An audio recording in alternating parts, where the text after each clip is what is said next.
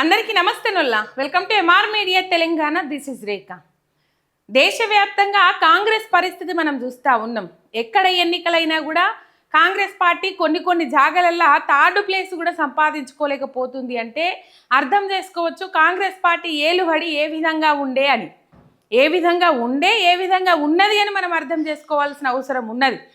Right. మొత్తం మీద ఇప్పుడు కర్ణాటకలో, హిమాచల్ ప్రదేశ్లో, ఇటు తెలంగాణ రాష్ట్రంలో కాంగ్రెస్ పార్టీ అధికారంలో ఉన్నది. కర్ణాటకలో ఏ విధమైన పరిస్థితి మనం చూసినాం, హిమాచల్ ప్రదేశ్లో ఏ విధమైన పరిస్థితి కొనసాగుతుందో మనం చూసినాం. ఇప్పుడు భరిస్తున్నాం, అనుభవిస్తున్నాం. తెలంగాణ రాష్ట్రంలో కాంగ్రెస్ పార్టీ ఏలుబడి ఏ విధంగా ఉన్నదో మనం చూస్తానే ఉన్నాం.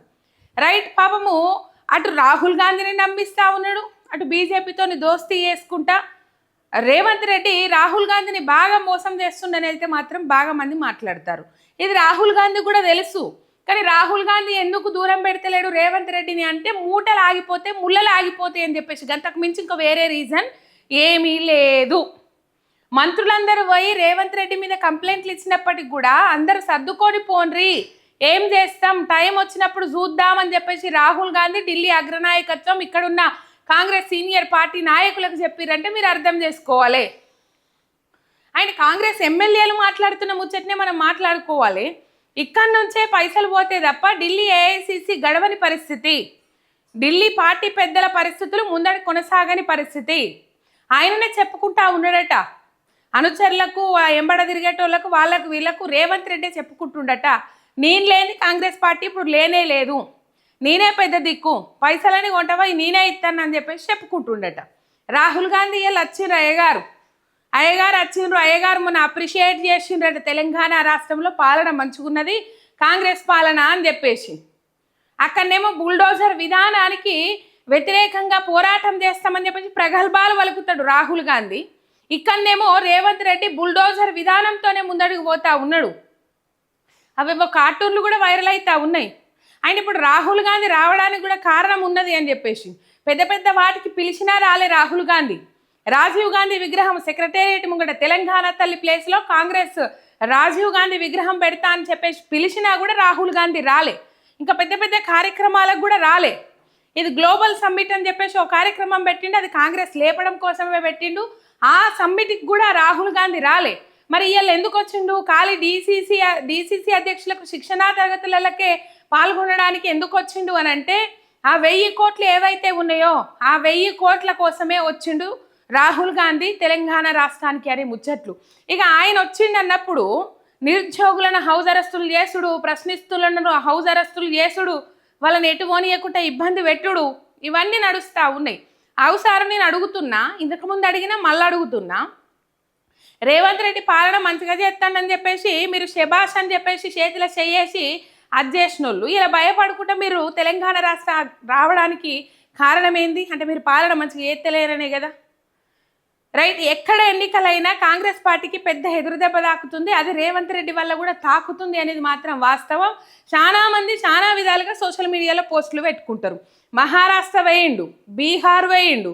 మహారాష్ట్ర ఏం చేసిండు, రైతులకు ఇంత రుణమాఫీ చేసినాము, 70,000 ఉద్యోగాలు ఇచ్చినామని చెప్పేసి అక్కడి దాకా పోదా? ఎక్కడున్నది మహారాష్ట్ర? బాగా దూరం ఉన్నదా మనకు? అక్కడోళ్ళు ఇక్కడోళ్ళు సంబంధాలు ఉండయా? ఉద్యోగాలు ఇయ్యలేదు, ఉద్యోగాలు ఇచ్చినామని చెప్పేసి డబ్బా కొట్టుకుంటారు అని చెప్పేసి ఒకరికొకరు చెప్పుకోరా? అక్కడ పోయి అక్కడనేమో మొత్తము ఫ్లెక్సీలు, ప్లకార్డులు, మొత్తం అబ్బా తెలంగాణలో ఇట్లా చేసినాం, తెలంగాణలో అట్లా చేసినాం, ఇక్కడ పచ్చబడ్డది ఏమీ లేదు, ఇగురు పెట్టింది ఇంకేమీ లేదు, యాడేసిన గొంగడి గాన్నే గిటున్న పుల్లకి తీసి గట్టి పెట్టింది లేదు, తెచ్చి అప్పులైతే తెత్తాండ్రు, ఆ బుక్క అంటాండ్రు, అంతే, అంతకు మించి ఏమీ లేదు. తర్వాత బీహార్లో ఎన్నికలు వచ్చినాయి. బీహార్లో ఎన్నికలలో బాగా దెబ్బపడ్డది. ఎట్లా దెబ్బపడ్డది తెలుసా? రేవంత్ రెడ్డి అంతకుముందు బీహార్ వాస్తవ్యులను ఏం మాట్లాడిండు, కూలీతనము వాళ్ళ డిఎన్ఏలనే ఉన్నది అని చెప్పేసి మాట్లాడిండు. ఈయన పోయి అక్కడ ప్రచారం చేస్తా అని పోతే రాహుల్ గాంధీ ఒక ప్రచారానికే నువ్వు వద్దు బాబు ఇక్కడనే ఉండు అని చెప్పాల్సిన పరిస్థితి. ఎందుకంటే అక్కడ ప్రశాంత్ కిషోర్ బాగా వైరల్ చేసిండు దాన్ని. రాహుల్ గాంధీజీ రేవంత్ రెడ్డి బీహార్ వాళ్ళను కూలీలుగా లెక్కగట్టిండు, కూలీతనం మన డిఎన్ఏలనే ఉన్నదని చెప్పిండు. ఇలా ఆయన రప్పించి మీరు ఎట్లా ఇక్కడ ప్రచారం చేపిస్తూ ఉన్నారు, బీహారీలను వ్యతిరేకించిన వ్యక్తిని ఏ విధంగా ప్రచారం చేపిస్తూ ఉన్నారు, మీరు ఇంకే విధంగా జనాలకు కట్ చేస్తారు అని చెప్పేసి రాహుల్ గాంధీని ప్రశాంత్ కిషోర్ ఏసుడేసుకుండు, మొత్తం మీద ఇంటర్వ్యూలు కూడా ఇచ్చిండు. అట్లా పెద్ద దెబ్బ పడ్డది. ఈడ ఏ విధంగా పాలన ఉన్నదో కూడా దెబ్బ పడ్డది. 6 గ్యారంటీలు ఇచ్చిండ్రు. 6 గ్యారంటీలల్లో ఏ ఒక్క గ్యారంటీని అమలు చేయలేదు. తెలంగాణ ప్రజలు తెలివి కల్లోళ్ళు అడుగడుగున నిలదీస్తూ ఉన్నారు, ప్రశ్నిస్తూ ఉన్నారు. ఆ నిలదీసిన వీడియోలు దునియా మొత్తం సోషల్ మీడియాలో వైరల్ అవుతూ ఉన్నాయి. రైట్, ఇప్పుడు ఏప్రిల్లో కేరళలో ఎన్నికలు ఉన్నాయి.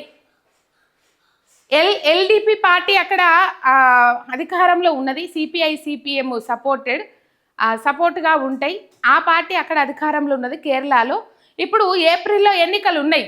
ఆ ఎన్నికల కోసమే కదా ఫండింగ్ అడిగిండు. 1000 కోట్ల రూపాయలు ఎట్లనన్నా తీసుకొచ్చి ఇవ్వాలని చెప్పేసి ఇటు మంత్రులకు అటు రేవంత్ రెడ్డికి టార్గెట్ పెట్టిండు. మొత్తం మీద ఆ ముచ్చట బయట పడ్డది. ఇవాళ 1000 కోట్లు తీసుకుపోవడానికే వచ్చిండు. ఆ 1000 కోట్ల కోసమే వచ్చిండు. ఇన్నొద్దులు రానోడు ఇప్పుడు ఎందుకు అత్తాడు?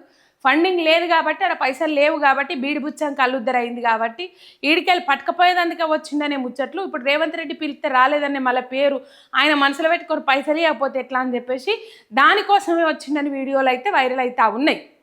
రైట్, పైసలు ఇచ్చినా పైసలు ఇవ్వకపోయినా పైసలు ఇస్తారు.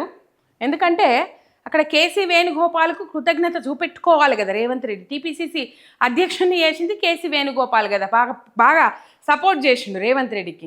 కేరళ సీఎం అభ్యర్థిగా కాంగ్రెస్ పార్టీ నుంచి కేసీ వేణుగోపాల్ను అనౌన్స్ చేయాలని చెప్పేసి అనౌన్స్ చేసిరు కావచ్చు నాకు తెలిసి. ఏప్రిల్లో కేరళలో అసెంబ్లీ ఎన్నికలు ఉన్నాయి. ఈ ఎన్నికల నేపథ్యంలో ప్రచారం జోరుగా కొనసాగుతుంది. ఇంకో 10 రోజులు అటు ఇటు అయితే ఇంకా ప్రచారాలు కొనసాగుతూ ఉంటాయి. ఇగో ఈ ఎన్నికల వేళ పినరయి విజయన్, కేరళ సీఎం పినరయి విజయన్ మొత్తం మీద ట్వీట్ చేసిండ్రోల్లా. ఏ ట్వీట్ చేసిండ్రు?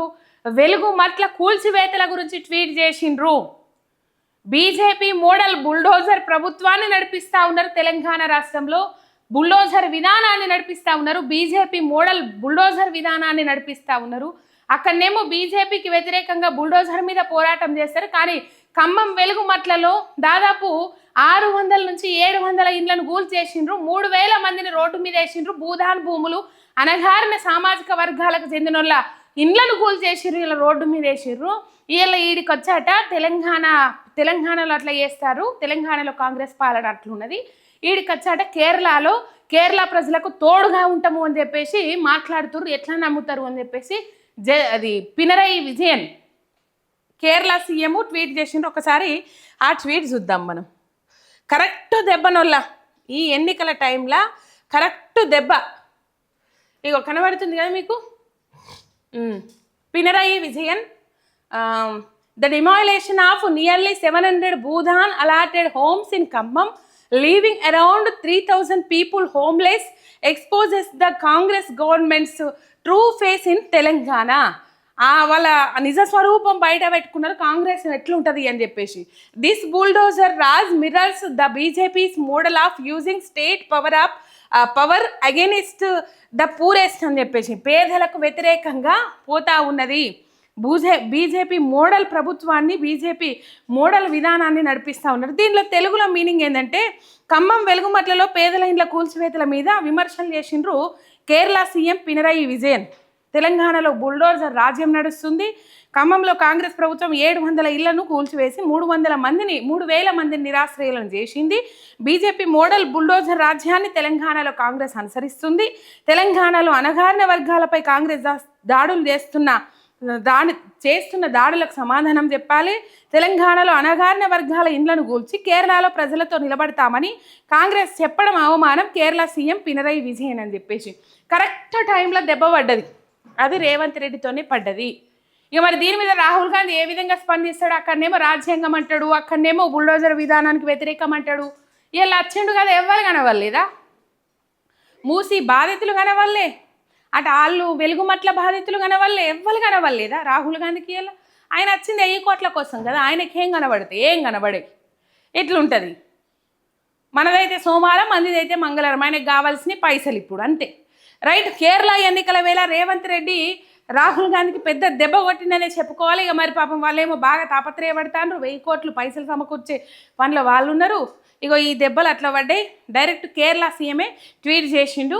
ఈ ముచ్చట అక్కడ సోషల్ మీడియాలో మస్తు వైరల్ అవుతుంది. ఇక్కడనే ఇంత వైరల్ అవుతుందండి, ఇంకా అక్కడ ఇంకా మస్తు వైరల్ అవుతుంది. కంపల్సరీ కేరళ ఎన్నికలలో కాంగ్రెస్కు దెబ్బ పడడు ఖాయం అని చెప్పేసి మాట్లాడుతూ ఉన్నారు సోషల్ మీడియాలో ఫాలో అవుతున్నోళ్ళు.